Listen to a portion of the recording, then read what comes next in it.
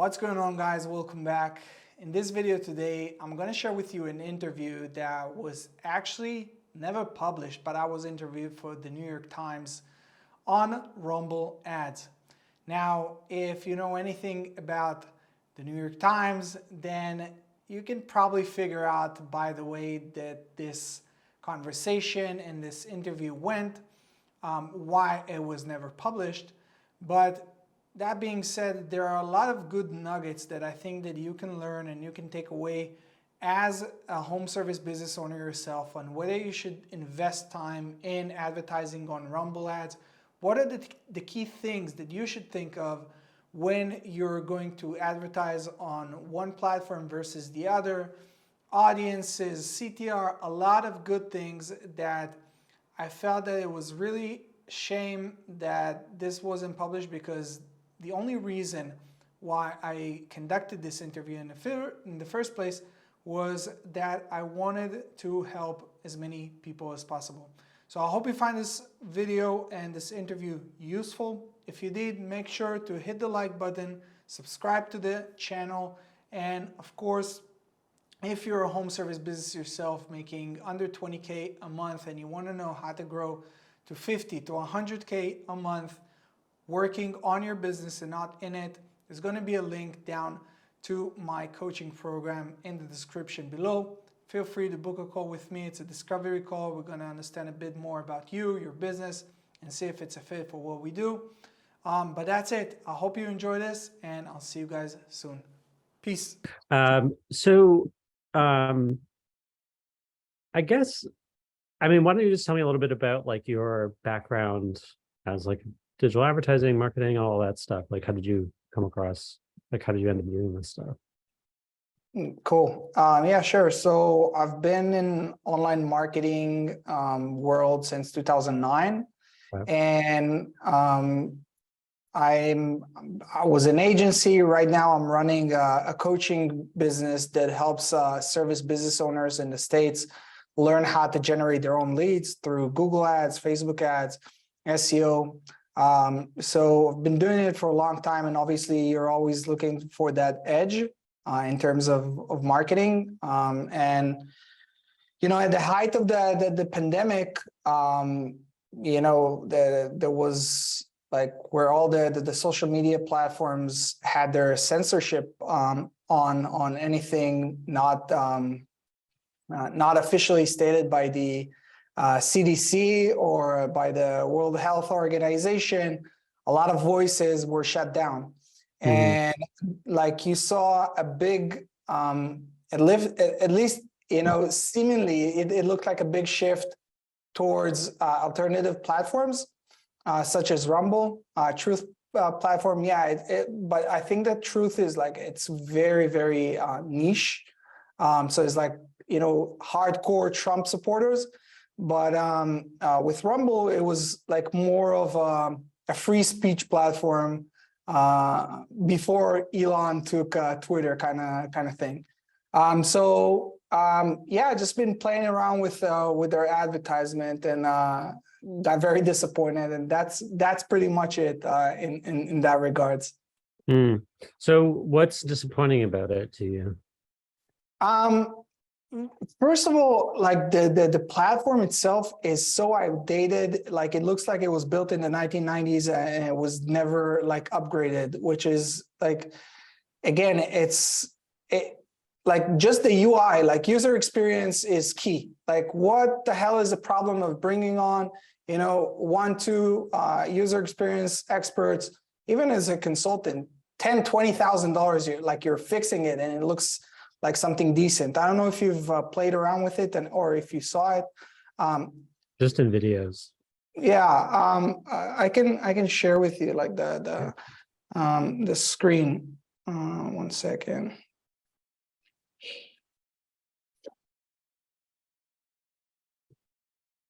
So look at this. Look at even the fonts. Like it's so small. Like and like 3 types. Is like no efforts whatsoever was being made.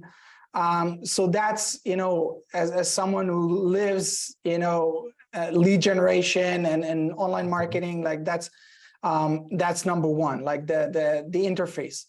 Then one of the most important things for us advertisers is the ability to track conversions, right? So like with YouTube, you can run Google ads on YouTube where you have specific conversion actions, whether it's landing page views, whether it's people who filled out their content information, whether it's a purchase, whatever it is, like you can track conversion. And on Rumble, the only thing that you can basically run is a CPM campaign. So it's you're running it just and getting charged just per 1,000 people who are viewing your ads. So yeah, okay, like I spend that money just to see if I'm getting anything, and you can see if you got some clicks, but you can never tell whether this campaign is successful or not, whether you want to continue working with it or not. So that's key for us as advertisers. And third, third and fourth is, first of all, the limitation for the options of, like, in terms of content size. Like there's only a specific size of video, and I don't think that you can even run images, but it's very, very limited in its ability to really display ads. And you can get like really great targeting. Like you can upload your content list and do retargeting campaigns and do different type of manipulation that you can do on not just YouTube, but almost today on every platform, even on Facebook ads. You can run retargeting ads, and you can dive deep into your avatar of your of your client, who that is. So that's really my my experience with it. And again, it's a sham, because like they had a momentum, and other than that big announcement of, yeah, let's offer $100 million to Joe Rogan to switch from Spotify to Rumble, nothing serious was ever made in terms of the advertisers or the rev share business module, where like YouTube is dominating. And this is like in my point of view, and how I see it, that's how they'll be able to really outtake TikTok, which doesn't have some sort of rev share, and YouTube with their shorts will be able, but that only time will tell. But yeah, that's really my take on this platform. Gotcha. And then like the ads you're running, well, first of all, that was really insightful, and you covered a lot there. It was really interesting. So the ads you're running there so far are you're posting video ads to Rumble as like pre-roll ads, is that right? So there are few options that let's open up the campaign setting.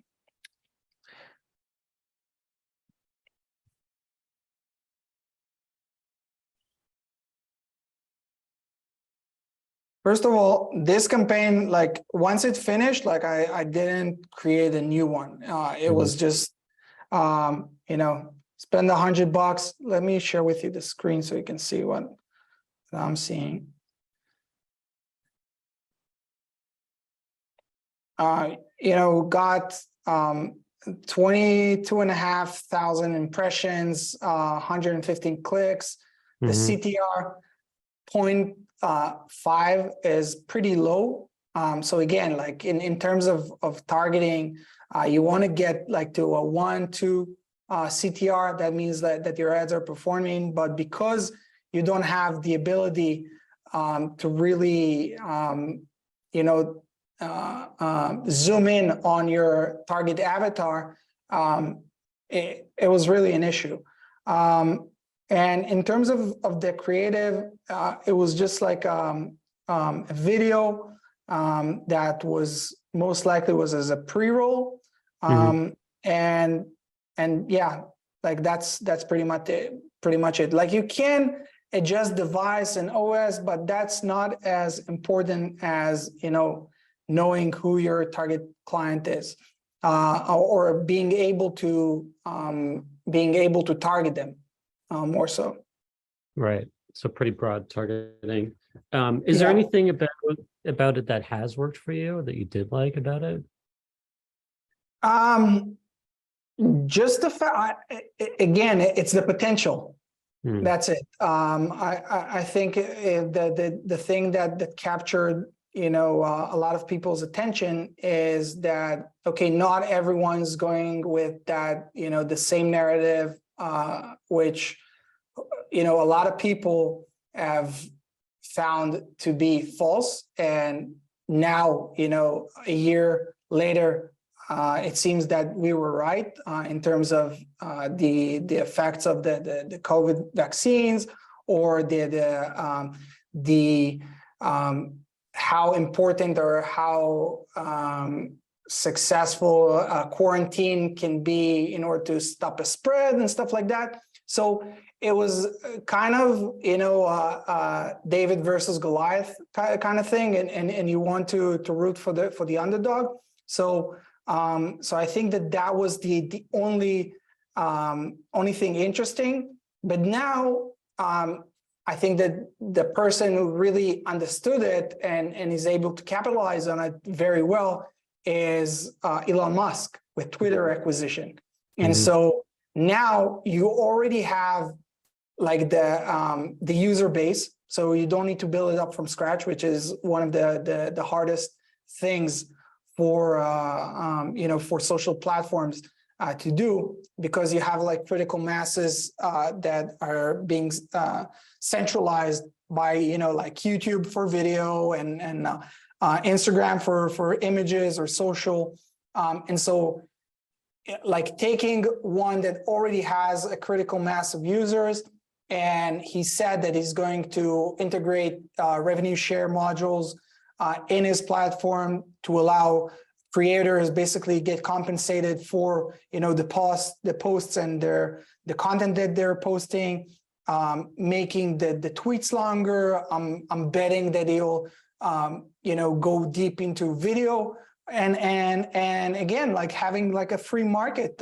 situation where if you want, go to YouTube, perfect. But if you want, you have like other players that whoever works best for you, that's where you'll be. So if you were maybe talking to advertisers or brands of different sizes, say from like really large to really small, who would you like pick out and say, oh, this is a good platform for you, or this is where you should go? Like who is Rumble suited to? I think brand awareness, and again, now we're talking about companies that are making $100 million or more and aren't really looking to turn every ad spent into 3x in 30 to 90 days, right? Which is what I focus on the local service business owners, the locksmiths, the garage door repair technician, the HVAC. These are people who are like running their business and looking to spend their money on Google ads, for instance. They know that user acquisition costs them $30 to $60, and their average ticket is $300. So it makes sense.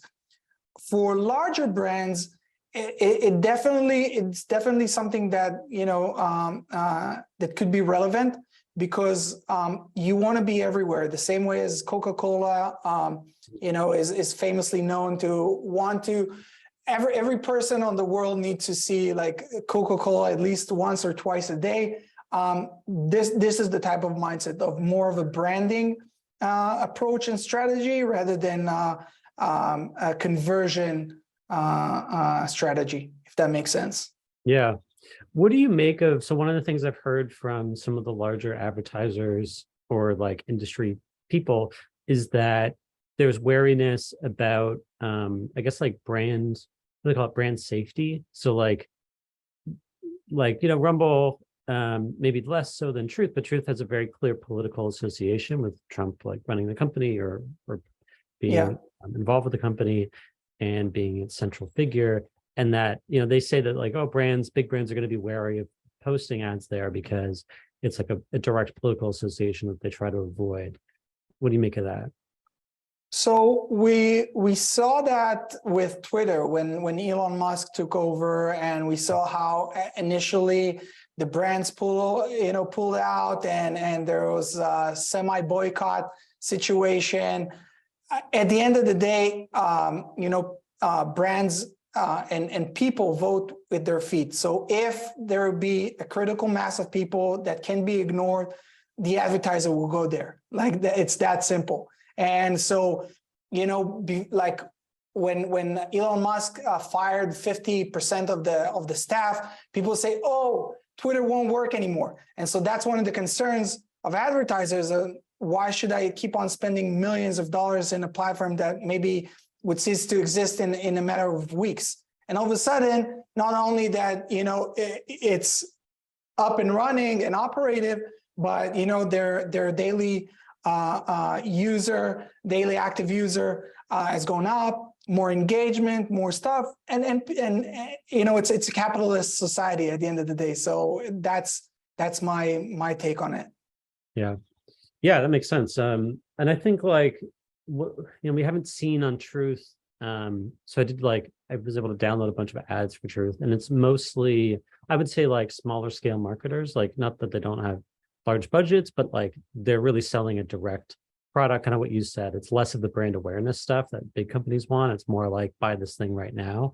And maybe that reflects some of the I don't know, tensions or difficulties in attracting like the larger brands when there's other options, and that maybe there's an association they want to avoid and things like that. Does that sound right to you?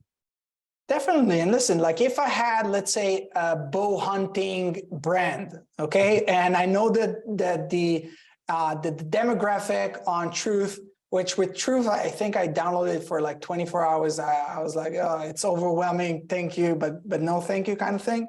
But if you know that the average demographic is a male, 30 to 55, most likely Republican, free speech advocate, like most likely, that this avatar, he likes hunting, right? So yeah, like I would go there if that was my brand, or some kind of a clothing line that speaks to a certain demographic.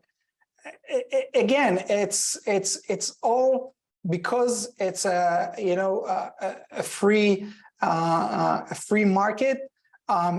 You should go as an advertiser. You should go where your target audience is. And if, for instance, I don't know, I can't think of let's say Ben and Jerry's, okay, like which is the opposite. Trying to pull out of the occupied territories in Israel and Palestine, and like the 180 degrees. If that doesn't align with your political views, then don't be there. Like no one forces anyone to go in a certain direction. Right. Yeah, that makes sense. So I guess the only other thing I'm wondering is if there's anything we didn't talk about that you think is important on this subject.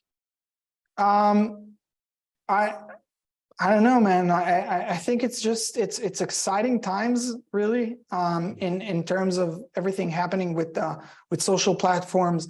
We now hear like voices that are calling out for the outright ban of TikTok because of Chinese surveillance and how that happens. We know what's happening with Twitter and Elon Musk's attempts, and it's exciting times. And as business owners, we should just be on top of our game. And this is what I teach my students and people in my program: is don't fall in love with a certain solution. For instance, like with the local services, Google Business Profile is, are you familiar with the Google Business Profile? No. Scott? So let me give you a quick example. So if right now I'm going to look for locksmith in Cincinnati, Ohio. Okay, so these are the paid ads, but this is the first organic results, right? Mhm. So this is their Google business profile. It's Google Assets. It's not even their websites. Mhm. Okay. So for the longest time, you as a local service business, this is the only thing that you would consider, or the primary thing that you would consider in terms of organic. It's even more important than the SEO for your website. Mhm. But just the other day, Apple has announced their Apple Business platform, which is going to be a rival to it. So I'm like telling all my students, guys, you should be on this and come on it first, so you'll have some sort of a competitive advantage before everyone else joins in. So don't fall in love with a certain solution. Don't fall in love with advertising on Rumble or on YouTube, or just go wherever makes more sense financially for you. And that's pretty much it. Cool. With respect to Rumble and the ads you've done there, what categories of ads or what type of ads have you bought there? Or is it just the kind of like shorter experiment that you showed before? Video, yeah. So it's video ads, and yeah, again, the target audience, US based. So it's general characterization of the avatar, but I couldn't really dive as deep as I can on YouTube Yeah. and on Google Ads. Okay. And do you think you're going to do more spending there, or are you just going to put your attention other places?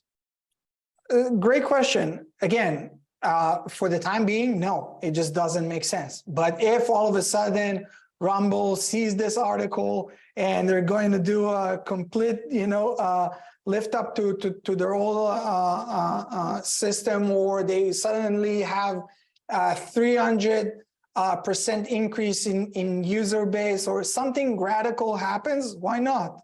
Mhm. But for the time being, it just doesn't make sense. Okay.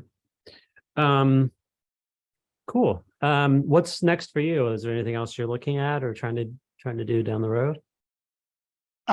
So like I said, like the Apple entering the local local business market, it's a very, very interesting. I think it was just announced on January 17th, just a couple of days ago. So that's really exciting. Watching Twitter and how you're able to really target on Twitter for more long form content is going to be interesting. And yeah, video.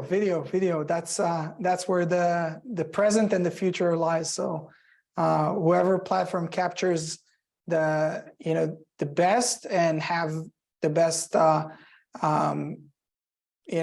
cost per acquisition, then that's where we'll be. Are you doing TikTok ads? Yes, running TikTok ads, but again, going back to the demographic, it's not necessarily the demographic that I'm looking into, or my target audience is. So if you're like in a learn how to make $1,000, $2,000 a month as a side hustle, perfect. Yeah, YouTube, TikTok ads are great. Younger demographic, people are always looking to innovate. But if your target audience is 35 to 45 business owners in the service industry, that's not the best. That's not the best platform. Cool. Great. Well, maybe if I have other questions, I can just email you or something. Would that be cool? Yeah, for sure.